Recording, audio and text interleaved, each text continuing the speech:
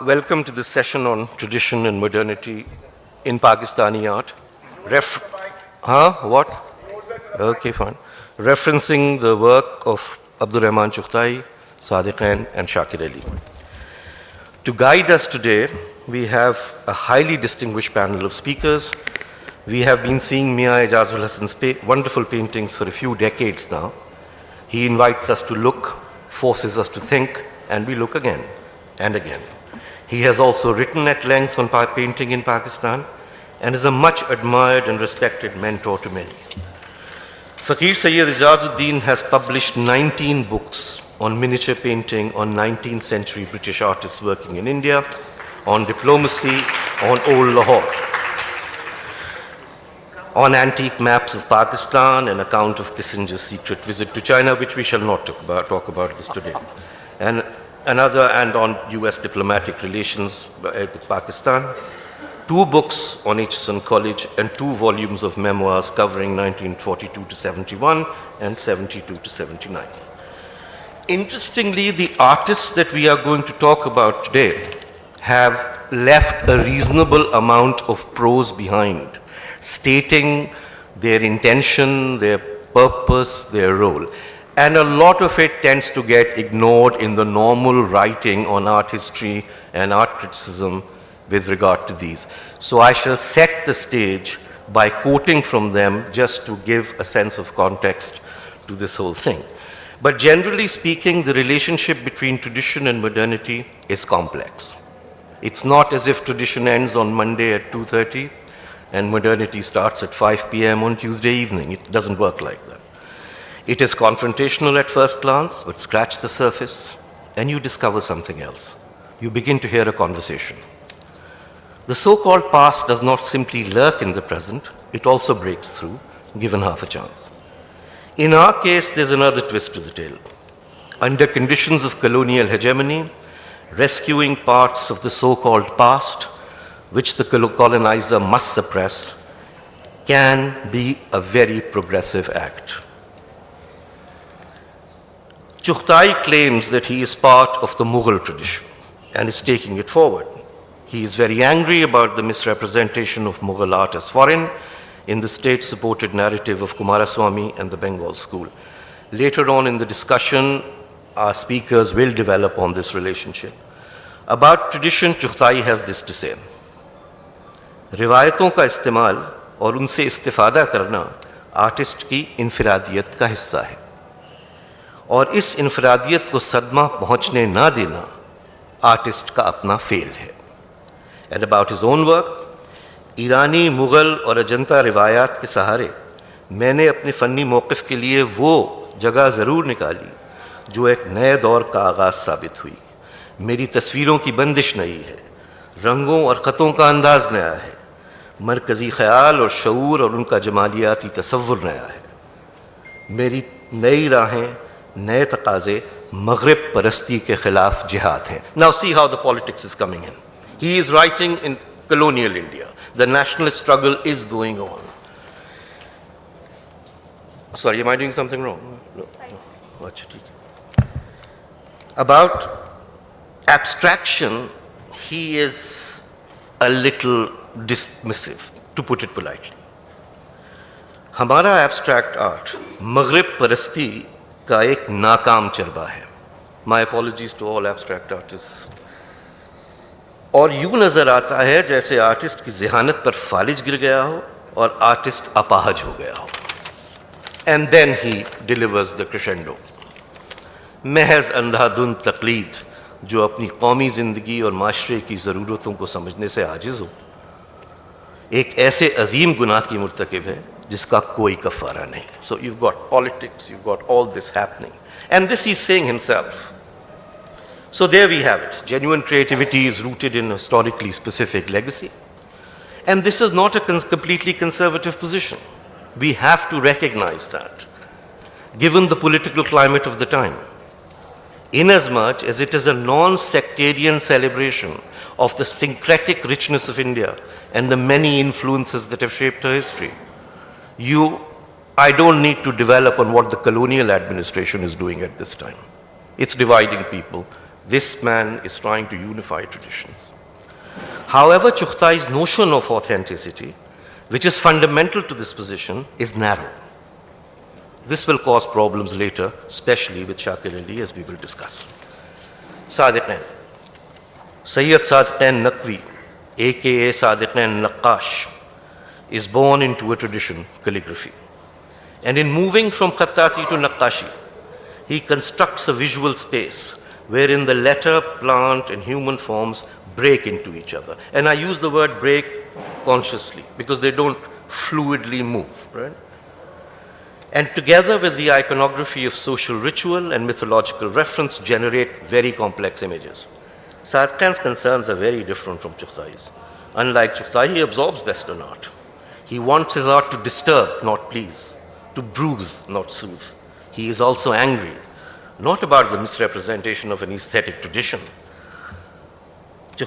but about the exploitation and injustice that he sees around him. Let me quote. लोग ये चाहते हैं कि इंसानियत पर मजालिम ढाने वाले जल्लादाने शकीउल क़ल्ब हार्ट-हार्टेड एक्सिक्यूशनर्स की दाश्ताओं की ज़र्क़ बर्क़ लिबासों में शो खुशंग तस्वीरें बनाऊं। शाह नशीनों की आराइशी महल और खुशबुओं से नहीं डस्टबिन के ताफ़ुन में सच्चाई तलाश करता हूं। Rather pretentious way of writing, but fine. कहा जाता है कि इसका फन नाउम्मीदी बदसूरती के अलावा है ही क्या। जाहिर है कि नेतराज करने वालों का तसव्वुर फ़न यही है कि अच्छी तस्वीर वो है जिससे ड्राइंग रूम की आराइश हो सके। I wonder what he would say about the many living rooms in this and other cities in which his paintings are on strident display. And finally, and this is where I think it's quite important because he's introducing something new in his tradition. अपनी यूं ही सी निगारिशात और फिर उनकी नक्काशाना आराइश के पर्दे के पीछे नहीं बल्कि पर्दे के आगे एक किस्म की खुद नुमाई और खुद परस्ती नाचती हुई नजर आए तो कोई ताज्जुब की बात ना होगी। So, we have social oppression, inner turmoil, the desire to expose what is hidden. The artist is the producer of disturbing truths, and he, she, as the painted subject. Authenticity in artistic practice takes another turn. Stylized beauty gives way to distortion, darkness, turmoil. The soothing softness of the resplendent image retreats, and its complexity takes center stage. So we move from Chughtai to Sadequain. Finally, on Shakir Ali. Shakir stands at an angle to both Chughtai and Sadequain. He claims a tradition that is global and encompasses everything from cave painting in Altamira to post-impressionist European art. In this sense, his references are neither historically nor culturally specific. They are, if anything, simply human.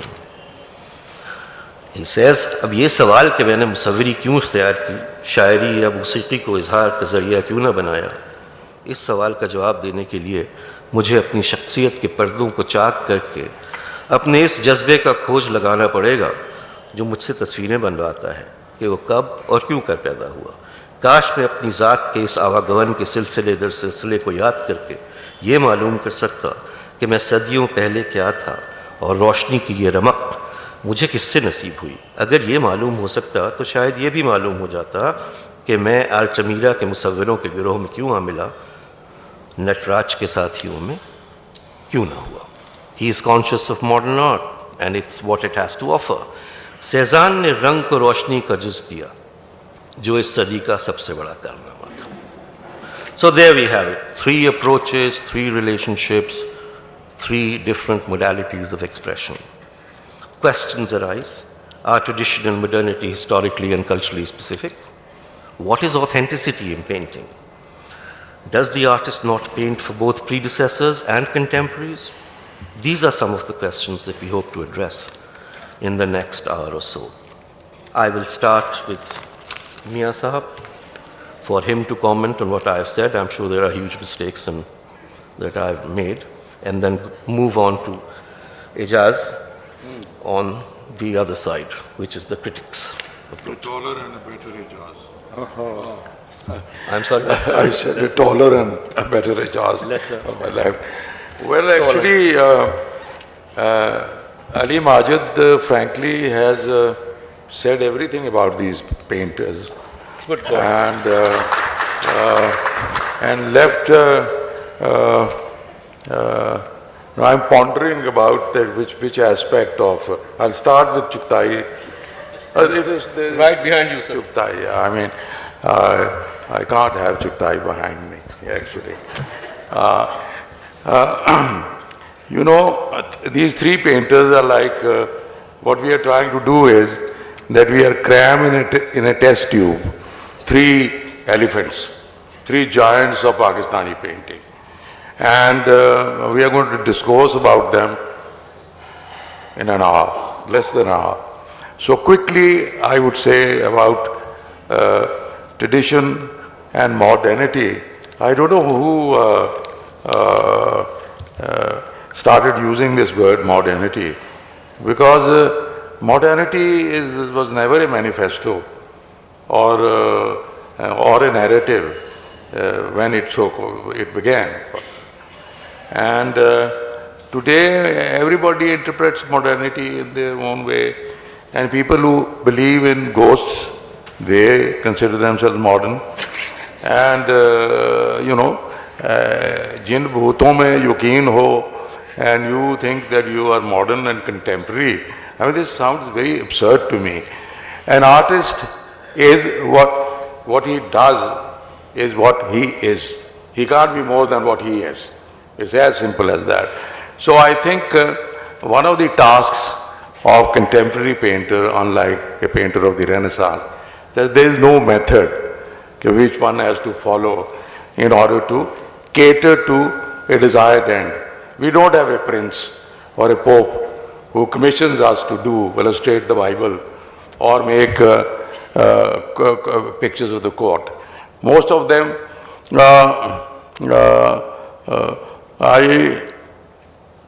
you mentioned Sadequain in passing. May I observe that I think ये बहुत बड़ा गलत गिला है कि on people that there are paintings being done for people's home. There's hardly people who buy a painting, and therefore this I think is not a. I think this charge against people who buy paintings for their home should be withdrawn.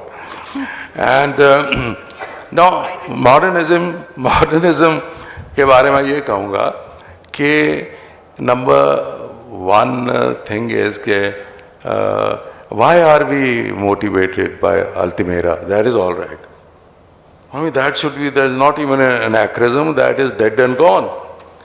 But there are things in the past, in your own lives, which certainly trigger your imagination and your feelings, and you know, and then certain forms and ideas emerge in your mind, and then you try to situate them on a canvas. I mean, this is normally the process with most painters, with me. Okay, I don't have any I would say that it is really the content which determines the form, not the other way around. So, I mean, if you want to believe in ghosts, so you will adopt a form which is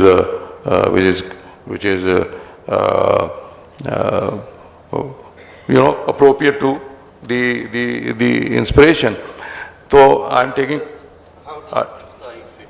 I say, number one, I can't recall any Pakistani painter who has written so much about painting as Chughtai. On diverse subjects, he has written about Japanese art, about Chinese art. He's talked about the Neo Bengal movement. He's talked about Bazar. You know, multiple subjects he has written. And here is a man who is standing on his toes, investigating the moment in which he is living through a moment which is a colonial moment. And it is I mean, on the one hand, we just say that in Europe, there was a continuity of moment. Here, the whole continuity was totally disrupted, I think. And to an extent, that even our language was usurped. I mean, most of us who live in the Punjab don't speak Punjabi.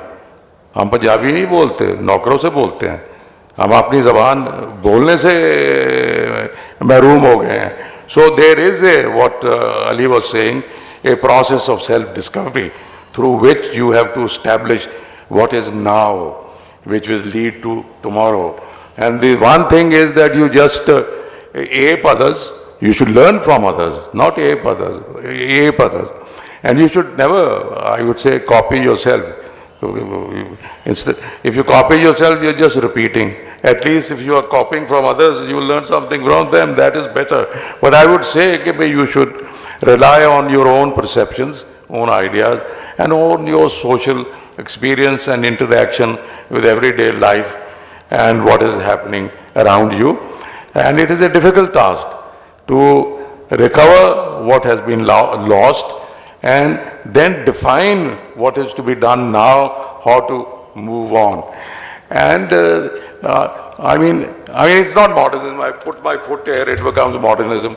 And this is, there is, I mean, I think art to a degree is being trivialized. It is becoming fun and game. It is becoming a consumer product for the galleries who sell them. Now, we may not have seen any painting of Van Gogh, but we would know, oh, Van Gogh sold for $300 billion, that's what makes him a great painter. Not that your experience of seeing him. So everything has been commercialized. How much you are selling. Even our painters, when I was young, I gave away a painting for 21 rupees to a poet friend of mine. And I went and bought some paints, and I was very happy. I'll paint more painting. Today, a painter who is just emerged out of school, he'll price his paintings for 2 lakh, 3 lakhs. You know, in the sense, it is the value which is cited determines whether the painting is good or bad. And that is, I think, this is. I'm not exaggerating when I am saying that there are painters who cater to the market. In the past, of course, there was a method of catering to the market. I mean, Leonardo did, Michelangelo did, lots of others. And in the process, they created great works of art. But here, I think, since it is become an exercise in, and as soon as somebody said, I read a very interesting sentence, that as soon as you reach modernism, it changes. You are never able to, so every day it is a process of change which determines that this is modern. Oh, I have already seen this. This is old. This is not modern. So I think this is a subject that the past lives in you. I am very conscious of, for example, I enjoyed more than his work. Some of Leonardo's drawings are very insightful. And they moved me greatly than even his works. So I think is he an anachronism? Should we throw him in a gutter? Because he is away 3,000 years. I think whatever is relevant now is modern. And what is not may become relevant tomorrow. So you should not lose sight of what humans have endeavored over millenniums. This is our heritage. And it is not just tradition. And tradition word, I think, is also absurd. This is our heritage. It is our heritage, and then there is a common world heritage. I think Chughtai was aware of that. And if Chughtai is a Mughal painter, so then the new school is all Japanese painting. It is not. The amount of, I think, effort which Chughtai made to learn new things. He went to Europe 3-4 times. First, he went and learned the new technique of, which was totally product of industrial revolution, etching, and has produced brilliant work in that technique, which was very contemporary for us. Nobody had ever done that kind of work before in the subcontinent. And then, I mean, he is aware of Behzad. On the other hand, he is aware of Ajanta. and he goes 2 or 3 times to Bengal to see the New Bengal painting. Now, all these earlier critics praise so much of New Bengal movement, it becomes depressing, because what is happening at that time is a period that people are struggling to decolonize themselves. And here is a art movement which takes you into shadows, creates nostalgia, you know. And I think with Zainul Abidin, thank God he painted, he sketched the famine, which totally changed the entire narrative of Bengal painting. They would have still been painting shadows and living in caves. And Chughtai picked up lots of things from the New Bengal movement, the washes and things and all that technique. But his work was very relevant. And above all, he was very conscious. He wanted to narrow the gap between the viewer and the painting, the work. And I think our academia, since it is unable to comprehend and embrace Chughtai, just discards it, sees it's outdated. And I think you should visit Chughtai in its whole diversity. उसने जो मुरक्का है चुगताई और दूसरी जो इकबाल और जी अमले Chughtai, it has never even been republished. Look at the apathy of our cultural organizations that those 2 books have not even been published. And the one I got out of one of the university's libraries, उसमें से 70% paintings which are pasted have been taken, torn, and I don't know. Now one has to look for an original. You I think must have inherited one. Chief Justice Saab wrote the introduction also for one of the copies. So I think I am taking too much time. Sadequain quickly. Sadequain, I look at Sadequain. Let's go to the museum and look up at the ceiling and start walking from this door to the end of that central hall. And there he says the evolution of man. And he emerges from darkness into light, and then he struggles and produces, etc. He is creative, his artwork, at the end, it sort of combines in the front ceiling. There is written today, Aaj. But if you look closely, on the right are the peasants, on the left are the workers. One has a hammer in his hand, one has a sickle in his hand. When you put them like this, it also can be read as Aaj.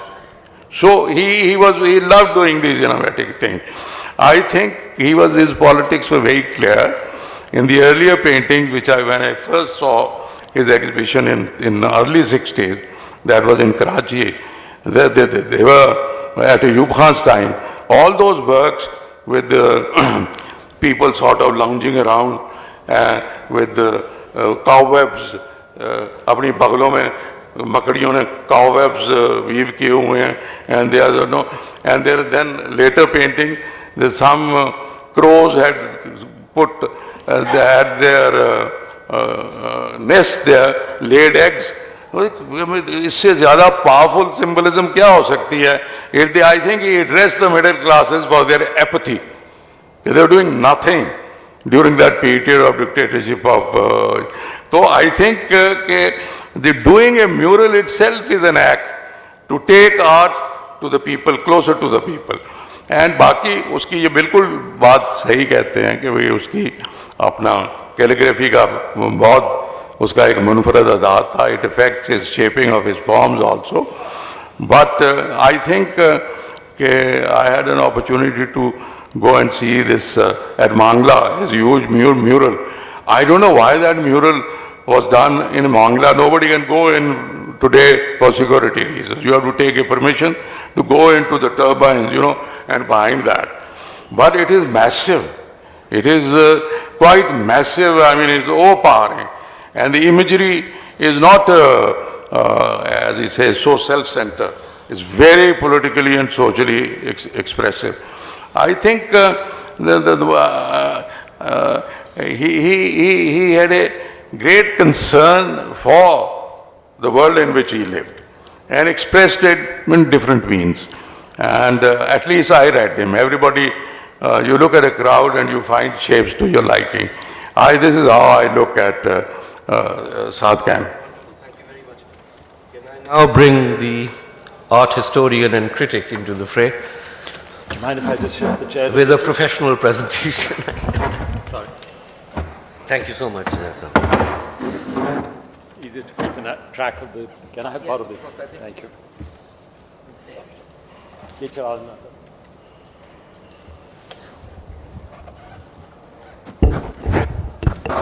Yeah, thank you. Bismillah ar-Rahman ar-Rahim. At the outset, why stammer I when Ijaz is here to sing? So, with all due respect and deference, I'm going to present a different perception of three artists who had an enormous significance within Pakistan and upon the future, on the current generations and future generations, as I believe they will endure. The three that have been discussed are, of course, Chughtai Sahib, and then Sadequain, and finally Shakir Ali Sahib. Chughtai Sahib's years, he lived a long life. He died at the age of about 79. But one must remember that in 1947, he was already 51 years old. So the bulk of his life had been spent in an undivided India. Post 1947, he was alive for 28 years. And quite coincidentally, he and Shakir Sahib died within a week of each other. And there's a story which I'll tell you about that later. But the reason I mention this is because, as Ijaz has rightly pointed out, he was brought up in what was the Bengal school. Now, when we talk about the Bengal school, the reason is because there was a Asit Kumar Haldar, all of these, Samarendra Gupta, etc., Abhinandranath Tagore. They were persons who had been encouraged to use Mughal imagery, but a British watercolor style. What they did manage was that they would do layers and layers to achieve, as miniature painters did, a luminosity on paper. And that is where their skill, their skill was so distinctive. The Mayo School of Arts, Mayo School of Arts had been established much earlier, and Chughtai Sahib joins the Mayo School of Arts in 1911. So here he is as a young man, assistant professor, trained under a man called Samarendra Gupta, who was at that time the vice principal, who, by the way, catalogued the Lahore Museum collection of paintings. At that time, the museum and the art college, Mayo School, were under common management. The whole idea was the students would cross and be inspired by the paintings that were in the museum, and vice versa. So he grew up in this style. And with due respect, I'm not sure that he ever outgrew it. Now, I'm going to give you examples before 1947. And at that time, he painted, his figures were derived from Hindu mythology. So here you have on the left Ram, and on the right-hand side you have Krishna. Now, both of these paintings originated recently into the market, they were secreted into the market, belonged to the Baroda royal family. So here you had Hindu patrons, I'm not using the word in any sort of pejorative sense, but patrons who were Hindus for whom he painted Hindu subjects. There was no problem with that, because it was the style that mattered, and it was the homage that he was paying to figures who were known and were revered. It was therefore one step for him to move away from a picture of Krishna, Murlidhar, to Ranja, the Murlidhar. The transition was absolute, quite painless. Now, there was something about the three artists which I'm going to say, and I hope the purists don't attack me for it. None of them was a good draftsman. Neither Chughtai, nor Shakir Sahib, and nor Sadequain. And I'm going to reinforce that with examples from their work. Let's take Chughtai first. He was more comfortable. Sorry.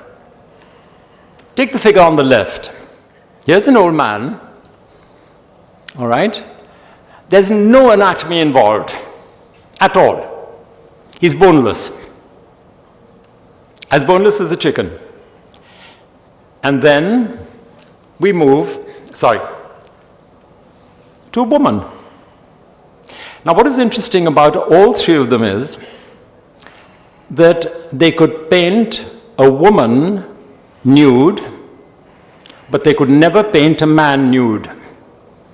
They were always too shy of doing that.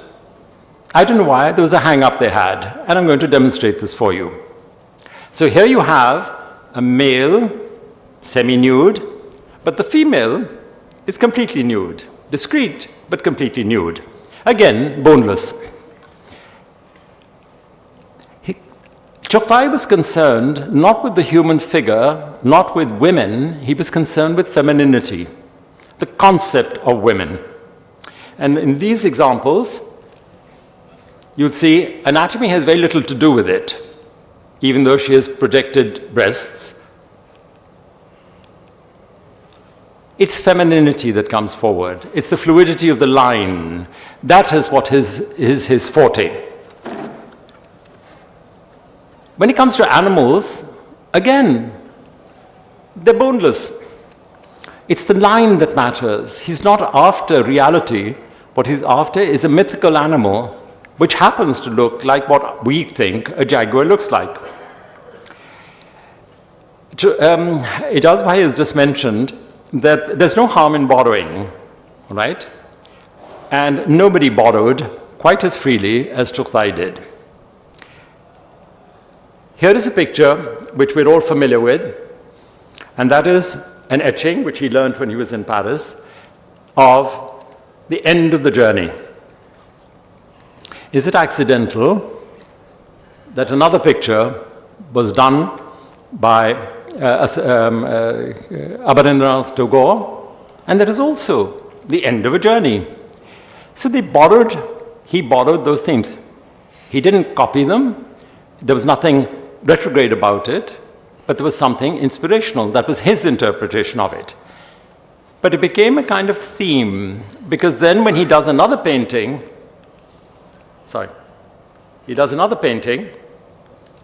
you find the same camel exhausted in another composition. So what I'm trying to say here is that he developed a certain vocabulary and iconography that he was loath to part with.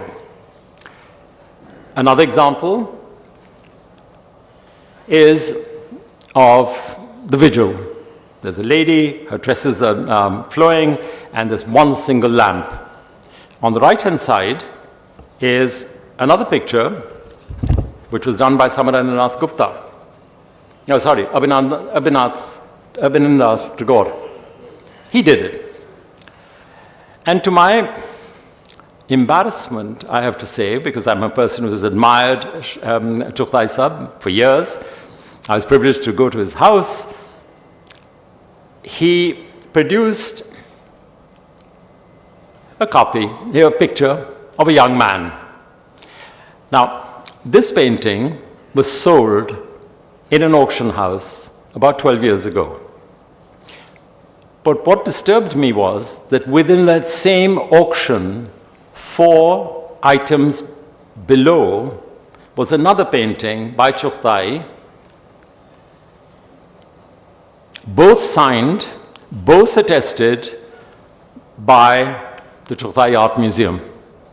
Now that disturbed me, because here we have an artist assuming it's his, imitating himself.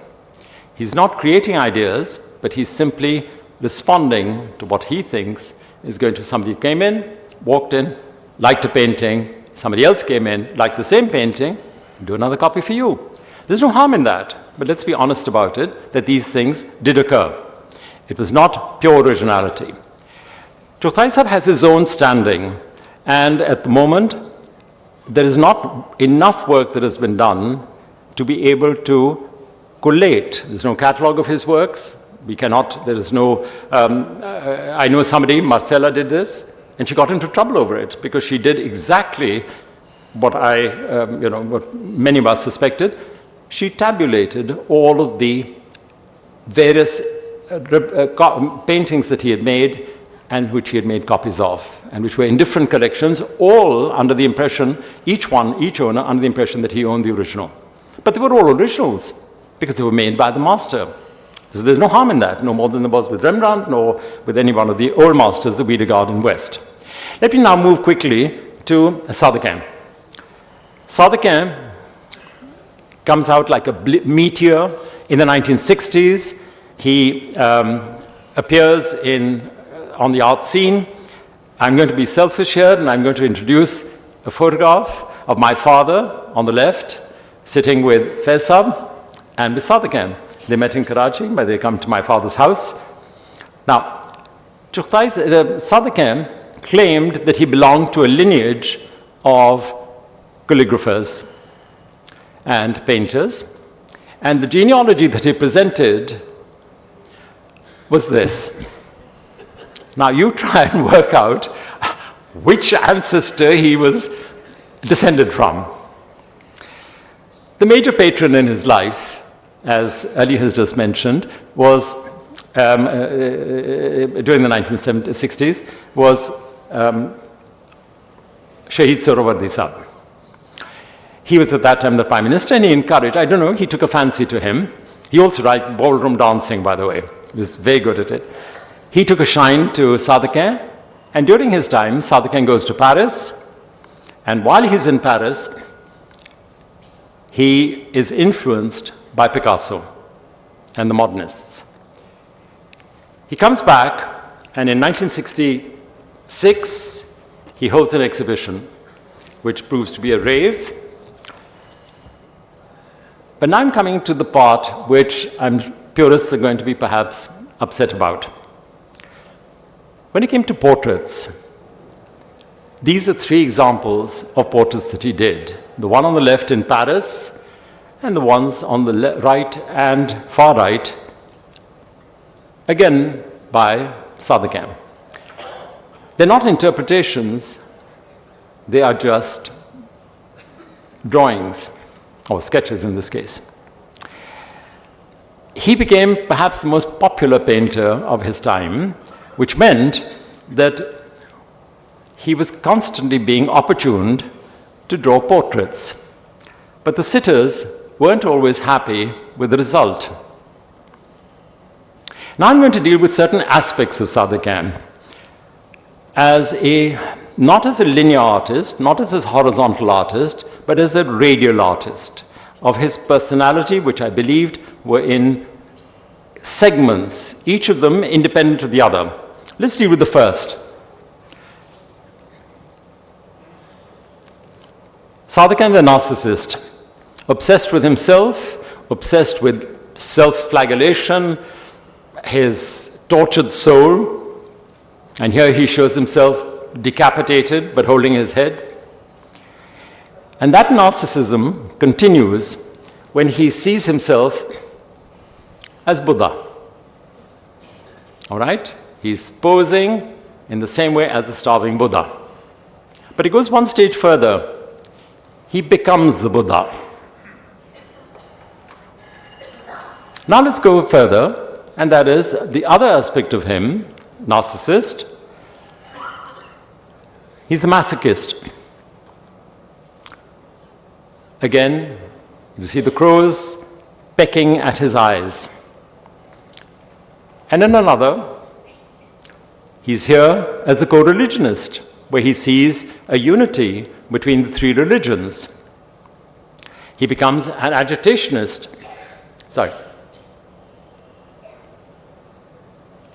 He becomes an agitationist, but as you noticed, he's silent. He lets the others do the shouting because his voice is through his paintings. He becomes an illustrator. And here you can see the illustrations that he did in 1966 for Albert Camus' book. He then comes back to Pakistan and he moves into another avatar, which is as a muralist. And here he borrows freely from the Sistine Chapel, the creation of Adam, and he puts his own interpretation of it. Nothing wrong with that, but there is something, it is necessary to be able to identify the source of his inspiration. Let's move one stage further with the murals that Ijaz has talked about so eloquently. Only a person of Sadequain's talent could paint the way he did and the scale at which he did. So as a calligraphist, he gave importance to calligraphy.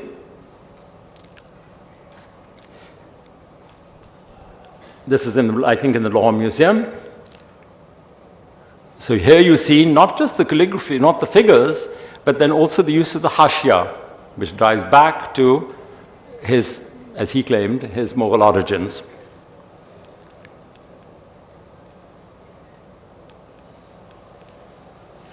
When Sadequain was good, he was very, very good. And when he was bad, he was a poster painter. And I'm afraid he did works like this, no matter what they cost in the market today. Something like this, in my aesthetics, doesn't merit much, no more than this one does.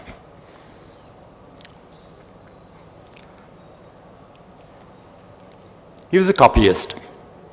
And Ijaz has mentioned, here you have Sadequain on the left, and on the right-hand side, Ijaz, are the famous drawings by Ijaz-ul-Hassan of the famine. Now, Sadequain is painting years after the famine, but it does not have the same clinical severity that Ijaz-ul-Hassan did. Ijaz also mentioned about the nest egg on his head. Where do you think it comes from? Picasso. He uses the Raphael painting in the Vatican of the prophets, and he adapts it, legitimate, and he adapts it to his own version of the prophets and the sages.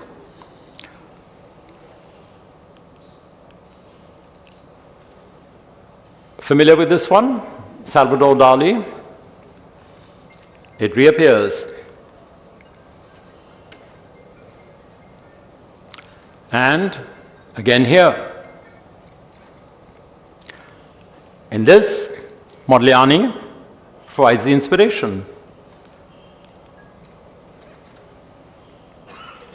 There's no harm in this, but there is a certain virtue in being able to derive, to trace what is the origin to the output. The classicist, the three graces, and then you have here the creation. And as Ijaz rightly pointed out, you have the sickle, okay, and the socialist. There are two paintings that I want to share with you because if you haven't seen them, then you definitely should go. And these are in the Lahore Public Library. Because at that time, Masood commissioned, he was a commissioner, he commissioned these two paintings from Sadequain and Shakir Ali. This was on the top, and this was done by Shakir below. So as you climb the steps, if you stand halfway, you can see Sadequain above and Shakir Ali below. They're not put side to side, but one above. And it was just Shakir's genius, I think, in a way, and his patience, that he had to paint over a door on the right-hand side to complete the concept of what he had in mind. That brings me naturally to Shakir Ali Sahib. Shakir Ali Sahib The first Pakistani principal of the National College of Arts, 1916, as I've said, dies in 1975, a week after Chughtai Sahib does. And here we have Shakir Sahib taking over from Spangenberg as the principal of National College. We have Haji Sharif Sahib painting in the traditional style, but not the Chughtai style, but imitative of Mughal miniatures. And we have a rather interesting young man who subsequently becomes extremely famous and builds this auditorium, Nayarli Dada.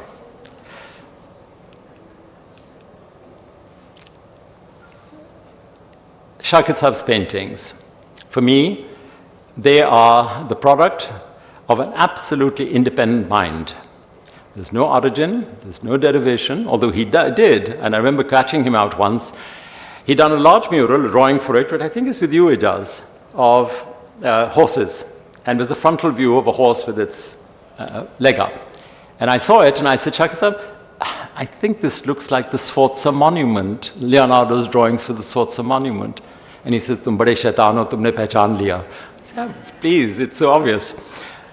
But no, on this side, you have the Black Moon, and of course, an iconic painting, which my wife and I lent for the exhibition in London to coincide with the 50th anniversary. They wouldn't put this on the cover because she was nude. So it was hidden within. When I mentioned to you about the inability of these three artists to paint the figure, Shakir was as guilty as the other two. Oops, sorry. So here, you have the bird, beautifully illustrated. This is the first painting I ever saw of his. I fell in love with it. I asked him how much it would cost. He gave me a figure. It was way beyond my means, and that was it. I thought I'd die unfulfilled. And then years later, he called me and he said, look, I want to sell my paintings. I said, I want to build my house. I said, I want your paintings. And we arrived at a deal, and this thing came into our possession. But here is a beautiful painting, which is derived from the Leda and the Swan, but it has its own character. And Shakir Sahib, simultaneously with Gulji, with Sadequain, moves into this comparatively new and yet traditional field of calligraphy, except here they use color, not just line. This is joyous. This is Islam at its best, at its visual best.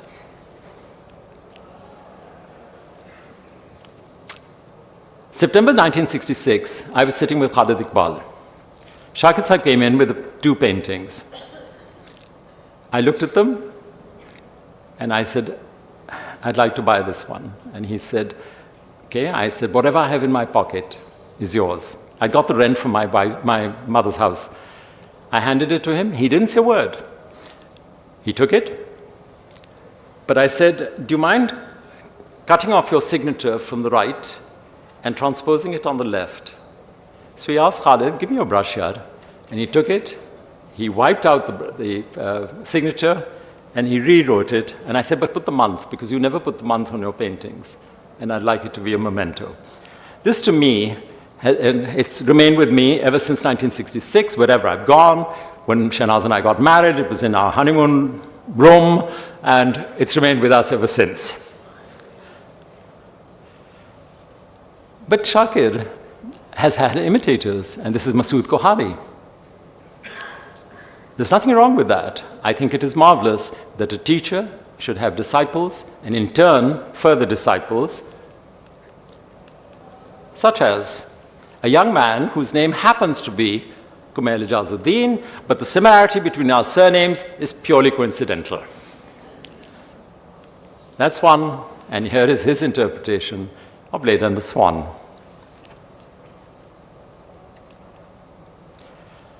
I've dealt with three artists, but I think it's unfair within Pakistan not to recognize the gender imbalance that comes in through art history. Here we have Zubaida Agha, she is almost forgotten. And I think she deserves recognition on this stage as she does in the rediscovery of Pakistan art. I had the privilege of meeting her, and that's when we first met, Ali, in Islamabad in 1967. I'd come to your parents' house, and she was running the PNC at the time. 7 years old. Well, you don't look much older, but I had the privilege of coming to Majid and Zahra Appa's house in those days. But, sorry. Okay. Finished? No, don't worry. The reason I've included that is because I think, and I'd spoken to Salima, and she pointed me in the direction of somebody else. I was familiar with Zubaida, but she mentioned Novera Ahmed as a sculptor. Now here we're talking about the three greats, but we choose to ignore women, and we choose to ignore sculptors. And I think they were all part of the complicated, colorful, but priceless fabric that today can be regarded as Pakistani art. Pakistani art. Thank you very much indeed, Ali. Amazing work, but I am going to humbly have a little criticism of the environment of artists here, especially the big names and people who keep the art possessed in the hearts of their homes. People like me never get to see it. Now, I am on the board of governors at Rhode Island School of Design Museum.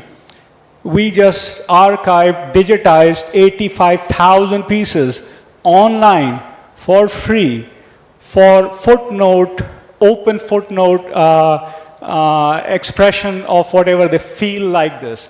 I will never have gotten to see the pieces over here, ever, unless somebody like you showed it at this forum. I think it is your responsibility, those 16 or 18 people who sit and talk about art and possess those pieces, to open it up for people like me and other people, digitize it, archive it, open it up so we can get inspired by it. How can you rediscover Pakistani art? How can you rediscover Pakistani art when 0.001% of Pakistanis get to see it?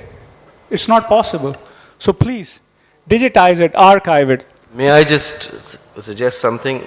Just go to Google, do www.sadequain.com or Shakir Ali, or put their names there. You'll see a lot of transparencies. I take your point, but it is not as bad in online cataloging as you see it. It's not organized, but it's there.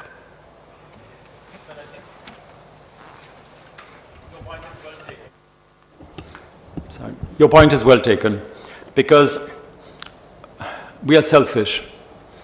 We take pride in the fact that we own them, but we don't always want to share them with an anonymous public. Because sharing it on Google, sharing it on a website, makes our work, our collections, available to an audience which we don't know. We tend to be selfish in that we prefer to have people coming over and appreciating our wisdom and our foresight in collecting those works. So your point is well taken. I think it's something that would come out of this, seminars like this, that we do collectively have documentation of all the works that exist, whether in public or private collections, and bring them online. Point taken.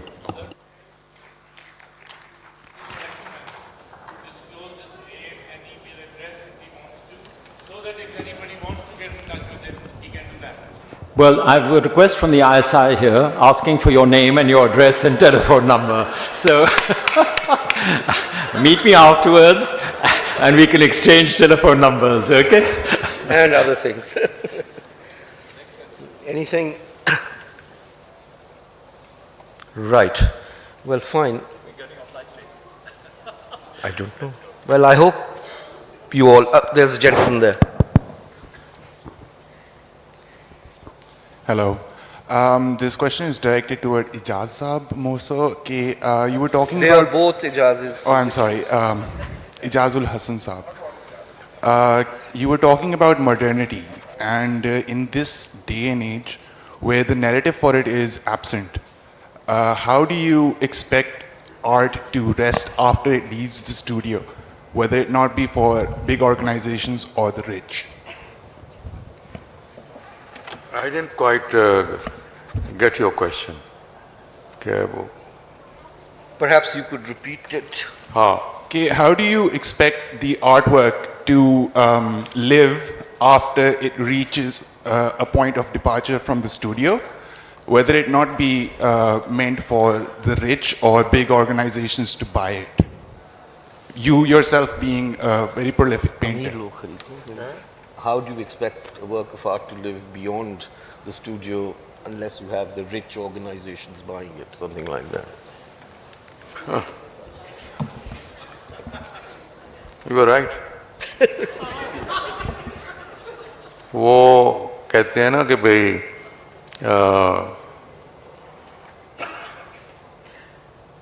वो किसी ने कहा ना था कि ये कर लो या माँ बाप जो कहते हैं वहाँ शादी कर लो.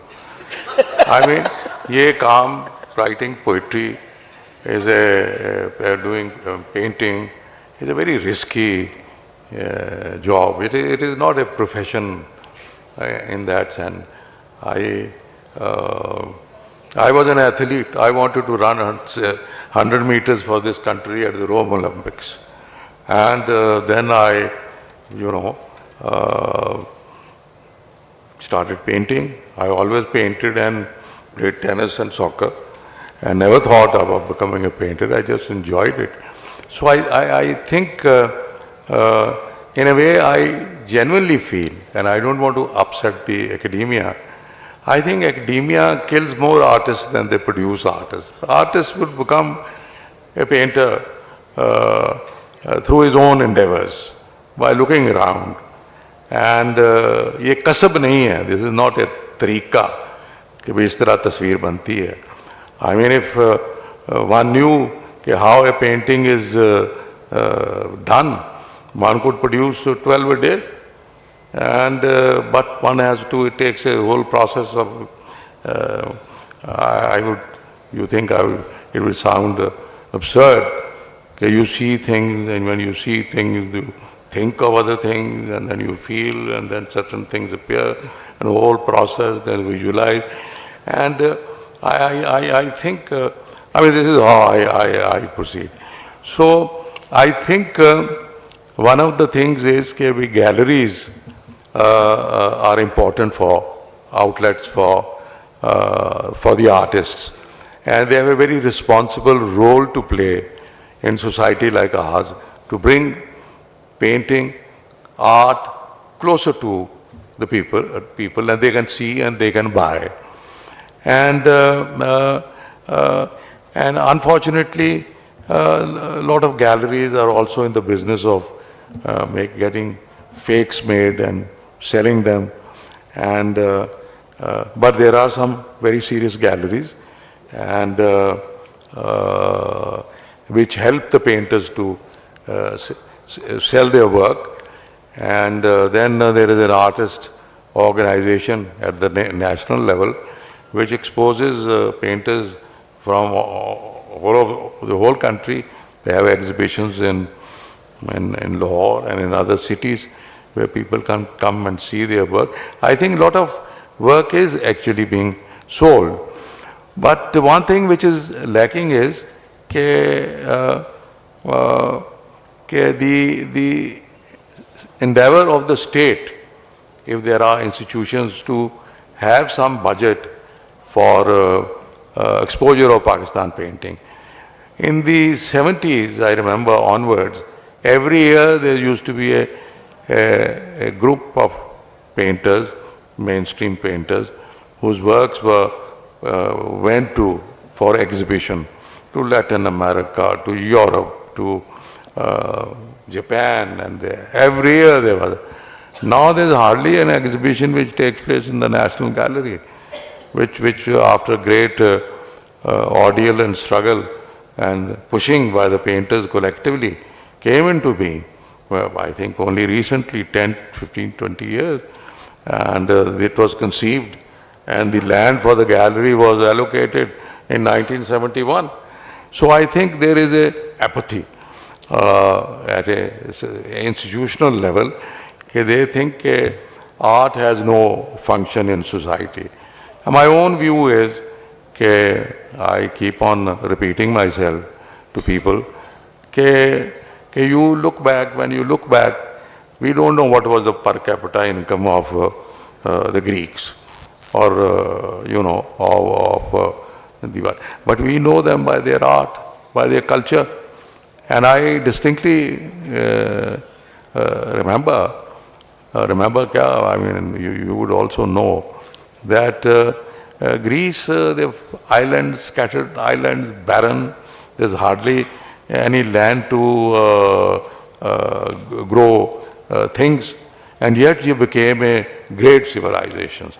Now, to put it very simplistically, and I think they became great civilizations because they are great philosophers, they are great playwrights, they are great poets. And when they died, suddenly you find Greece died. And therefore I think culture is a foundation, very important foundation of, if there are no wise men, there are no creative people, and how can a society advance itself by measuring itself with dollars and money alone? And there is no motivation and inspiration to individuals, and there is no collective, So this is I think, collective effort. And I think artists have survived. There were very few. When Pakistan बना है, तो लाहौर में 10-15 artist होते थे.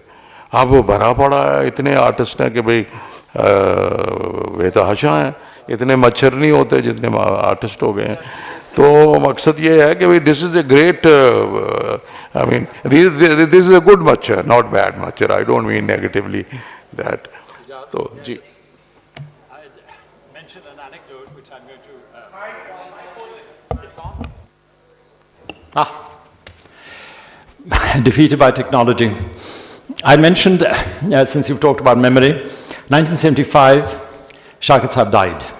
He died in his house.